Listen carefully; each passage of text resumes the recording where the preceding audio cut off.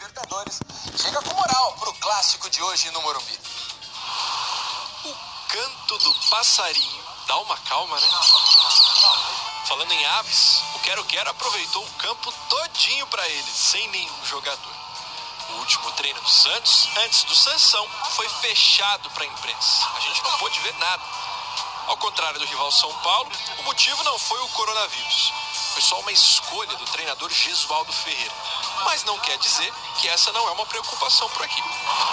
Acho que essa questão do coronavírus aí é uma coisa que pegou todo mundo e acho que a gente não pode ser o único a achar que as coisas estão normal, a achar que as coisas estão tudo sob controle.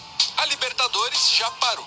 É por isso o Santos terá uma folga na semana que vem e o Sansão ganhou ainda mais peso. Para esse jogo, Alisson e Eduardo Sacha estão fora. Daniel é dúvida. Quem não vai pro Morumbi é o torcedor. E o Santos vai pro segundo jogo seguido com arquibancadas vazias. Ficou um ambiente talvez até de meio que de velório ali, em vez de um jogo festivo, um jogo onde todo mundo quer mostrar e quer estar diante do torcedor para fazer aquela festa. Aquela festa fica para depois por conta da pandemia. Fez até os quero-queros manterem uma distância por segurança. Aqui no nosso telão, então, vamos colocar a escalação do Santos, a provável para o jogo de hoje contra o São Paulo. Emerson, Pará, Lucas Veríssimo, Luan Pérez e Felipe Jonathan, Jobson, Sanches e Pituca no meio campo, Arthur Gomes, Yuri Alberto e Soteldo, esse provável Santos para o jogo contra o São Paulo. E só para reforçar, o clássico entre São Paulo e Santos no Morumbi vai ser sem torcida e você vai poder assistir ao vivo no Premiere. Então não perca tempo, entre em globoesporte.com/assine Premiere. Olha, o Palmeiras é o único dos 4 grandes aqui de São Paulo que vai jogar com portões abertos nesse final de semana. O jogo é hoje no interior, em Limeira, contra a Internacional, às 4h30 da tarde. O coronavírus está mudando a rotina de todo mundo. O jeito de cumprimentar dos jogadores mudou. Nada de abraços, tudo mais distante. O corona também influencia a escalação do Palmeiras. Como não vai ter jogo na semana que vem, na Bolívia, pela Libertadores, Luxemburgo não precisa mais poupar ninguém. A molecada do Palmeiras, que estava pronta para ir para o jogo de hoje, talvez tenha que esperar mais um pouco. Ainda assim, nada muda a preparação deles. Treinam como se fossem jogar. Cada treino é o último treino, então acho que a gente tem que dar o nosso melhor cada dia. Esse aí é o Gabriel Menino. Ele, Gabriel Veron e Patrick de Paula foram escolhidos para a entrevista. E chegaram na sala já daquele jeito. Você tá afim de dar risada. Deixa eu botar minha postura aqui. Esse moleque aqui do lado é um babaca. Estão empolgados assim porque eles têm tido bastante espaço com o Lucha. Menino e Veron já participaram de 10 jogos esse ano. Patrick entrou em 8. Nem parece que há pouco tempo eles estavam tomando trote, como novatos do grupo. O trote é na primeira semana, né? Não aconteceu nada, falou, graças a Deus, não vai acontecer nada, né? Passou 2 semanas, veio logo já isso com uma maquininha e, caraca, a gente ficou... Um armário já, vai fazer o quê?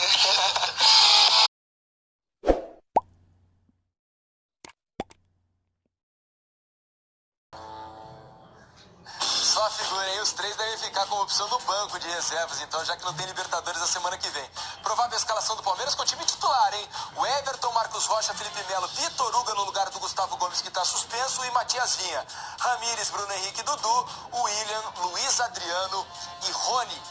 Hoje tem Liga Brasileira de Free Fire, 1 da tarde, você pode ver ao vivo no Sport TV 2. E o Peu, que é um dos melhores jogadores brasileiros na modalidade, segue em busca do título. Pose com o time, pose sozinho. E aquela frase de efeito olhando pra câmera, tem que ter. Agora com a Liga, estamos prontos para dormir. Vida de estrela. A mãe dele ainda tá se acostumando. Um dia nós acordamos meu portão lotado de criança gritando o nome dele. Eu falei, Pedrinho. Também conhecido como Peu, um dos principais jogadores de Free Fire do Brasil. Esse jogo de celular foi o mais baixado no país nos últimos 2 anos. É febre no mundo inteiro. Tem campeonato mundial e tudo. O Free Fire funciona assim. São 48 jogadores, 4 em cada time.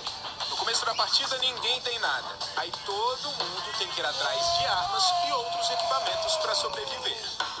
Não adianta matar muito e morrer. Tem que ficar vivo para dar o boiar no final. Boiar é vencer.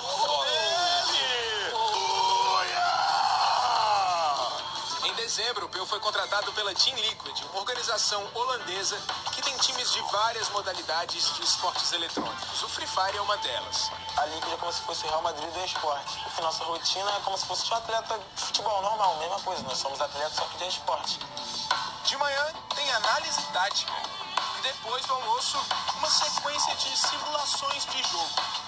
Tudo isso aconteceu em um ano. A brincadeira virou profissão, o Peu se mudou para São Paulo, né, Peu? Tá morando com os companheiros de time agora e a família dele também se mudou. Continua aqui em Nova Iguaçu, mas olha só, numa casa bem diferente. Vou mostrar um pouquinho da minha casa para vocês. Área de lazer com piscina, sala de televisão confortável. Fico muito feliz, cara, de poder dar uma vida melhor pra minha mãe, né, pros meus irmãos. Fico feliz demais. Agora, quando ele chegou, eu já falei, tu não vai jogar, não? Tu vai jogar, não? Ele, mãe, eu jogo todo dia. Eu falei, não, tu tem que jogar, tu tem que treinar. O time do Peu está em primeiro lugar na Liga Brasileira de Free Fire. E a equipe campeã vai disputar o Mundial da Indonésia em abril. Representar o Brasil, a família e a molecada de Nova Iguaçu, que ganhou um novo ídolo.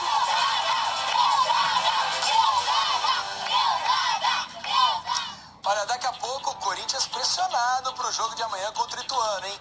E o Ronaldinho Gaúcho metendo gol em jogo na penitenciária no Paraguai.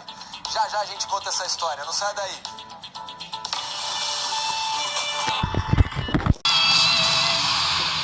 Globo Esporte de volta. Olha, o Corinthians tá numa fase braba, hein? Não ganha um jogo no Paulistão desde o clássico contra o Santos. Isso foi lá no dia 2 de fevereiro, ou seja, mais de um mês. Amanhã o Timão recebe o Ituano com portões fechados na arena. Aí, corintiano, tá fazendo as contas? Porque vamos falar de números. Eles não entram em campo, mas nos ajudam a explicar a fase do jogo. 1, 2, 3, 4, 5 partidas no Paulista sem vitória. São 3 empates e 2 derrotas. Saldo na conta, quer dizer, na tabela, 10 pontos. Muito pouco. Desse jeito o Corinthians amarga a lanterna do grupo D. Tudo é decisão daqui pra frente, inclusive o jogo contra o Ituano. E aí uma continha pode fazer muita diferença. Nem precisa ser matemático pra saber, né? La verdad no hemos tenido... Temos uma nova chance contra o Ituano, conseguir os 3 pontos e subir na tabela. Treinamos bem essa semana, corrigimos muitas coisas e sabemos entre nós que precisamos ganhar e estamos confiantes em conseguir isso. Somar 3 pontos é se manter vivo no Paulistão. Mas o Timão vai ter subtraída a força das arquibancadas. Por causa do risco de transmissão do coronavírus, vai ser jogo com portões fechados. Sempre é bom ter o apoio da torcida. Sempre é bom ter o apoio da torcida e a alegria de comemorar um gol com eles, ganhar um apoio quando se está jogando. Mas primeiro temos que pensar na saúde das pessoas antes do futebol. O Corinthians deve entrar assim: Cássio, Fagner, Pedro Henrique, Gil e Lucas Piton, Cantígio, Camacho e Luan, Pedrinho, Johnny Gonzalez e Bozelli.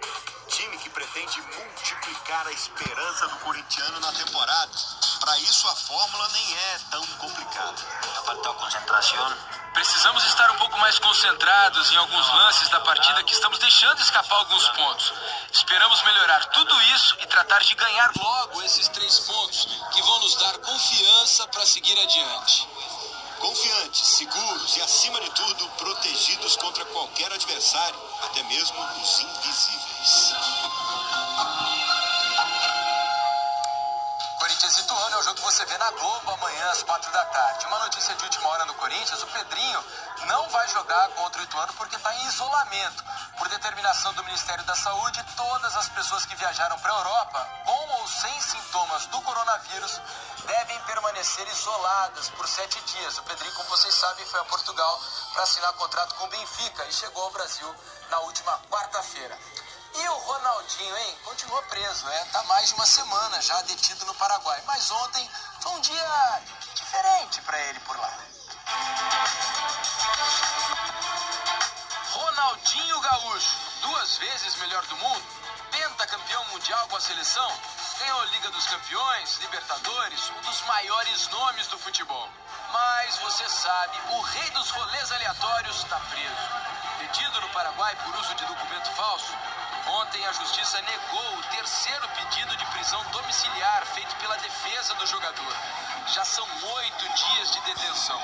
Capítulos tristes de uma das mais brilhantes histórias do futebol. Aliás, quando o assunto é só futebol, ninguém segura o craque.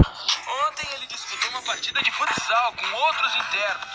Ronaldinho participou de todos os gols da goleada de 11-2 do time dele. Marcou 5, isso mesmo, 5 gols e ainda deu 6 assistências. Uma atuação para ficar na história da cadeia Agrupación Especializada. Teve até foto com o troféu depois do jogo. Olá, boa tarde. Olá, boa tarde. Este domingo no Esporte Espetacular, a vida de Ronaldinho Gaúcho no Paraguai. Como é a rotina dele na prisão e as últimas informações sobre o caso dos passaportes adulterados. E uma série especial sobre a trajetória do craque. Dos primeiros dribles no futsal, as polêmicas na carreira e confusões fora de campo. Não foi um mar de rosas, o Ronaldo no Atlético. É amanhã no Esporte Espetacular. A gente se vê. Daqui a pouco as últimas atualizações do coronavírus pelo mundo do esporte. E uma atitude muito bacana dos jogadores do Santos antes do clássico de hoje do Morumbi. A gente volta já já com o Globo Esporte. Olha, agora a gente vai falar mais de coronavírus, por isso a gente vai ao vivo para os Estados Unidos, de Nova York. O Camilo Pinheiro Machado nos atualiza sobre a situação mundo afora. Como é que tá, Camilo? Boa tarde para você. Como Herman, Pezzella, Patrick, Cutrone, além do fisioterapeuta Stefano Daniele, testando positivo. E no campeonato alemão, o Lukan Kilian, do Paderborn, também testou positivo e é o primeiro atleta da Bundesliga com coronavírus.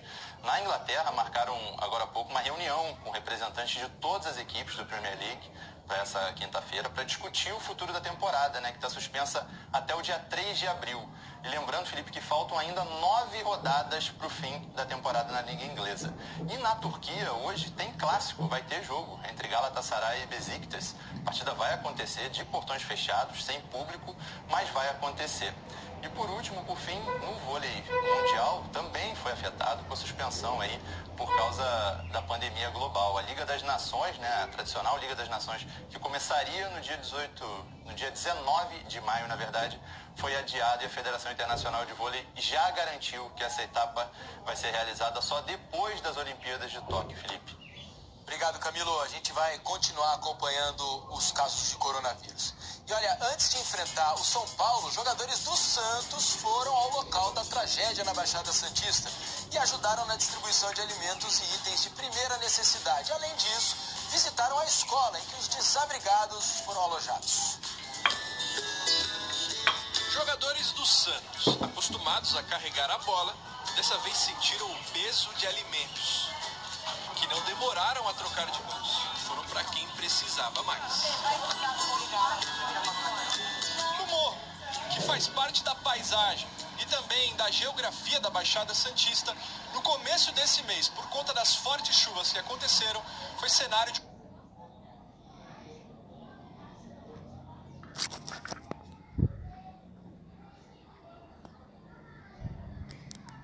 Nós, entendeu? Meia-noite, chovendo. Ela ficou prensada na cama, entre a cama e o sofá.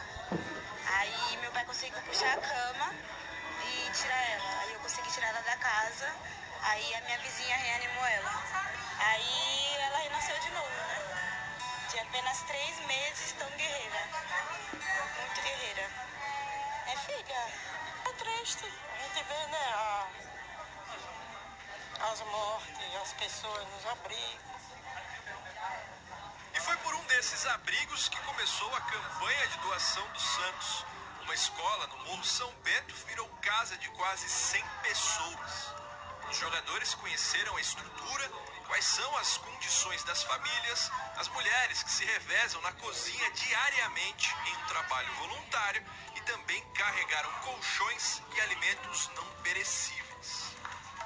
Ao todo, foi uma tonelada imensa meia de comida e 150 colchões doados pelo Peixe. O que não faltou foi alegria em ver os jogadores. Muitas e muitas fotos, cumprimentos, carinho, atenção e mesmo em 2020, criança pedindo autógrafo. Eu queria mostrar para meus amigos que eu fiz autógrafo com eles. É gratificante, né? Aqui, para deixar o pessoal aqui mais alegre, ainda mais eu que sou santista.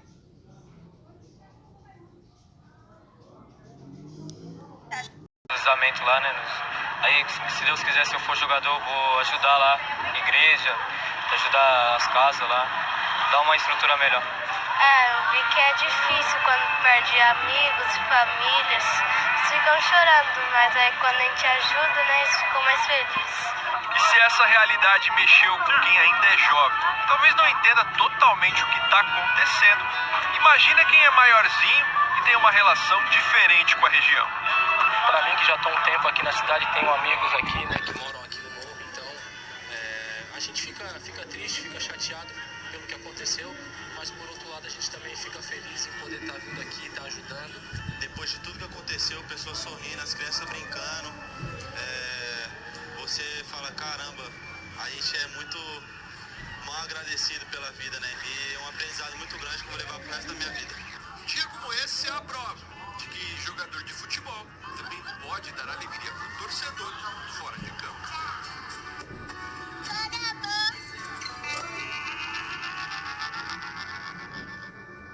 Parabéns, hein? Bela atitude, Felipe Jonathan, Luiz Felipe, o Arthur Gomes e pro Santos Futebol Clube por tudo que fizeram aí pra esse pessoal. Olha, recados finais aqui, rodada do fim de semana na televisão. São Paulo e Santos, clássico hoje às 7 da noite, exclusivo no Premiere. E amanhã tem aqui ao vivo na Globo, às 4 da tarde, jogo decisivo pro Corinthians, que ainda tenta a classificação para a segunda fase. Corinthians e Ituano, jogo é às 4, portões fechados. Então fique ligado aqui na Globo. Acabou o Globo Esporte, pessoal.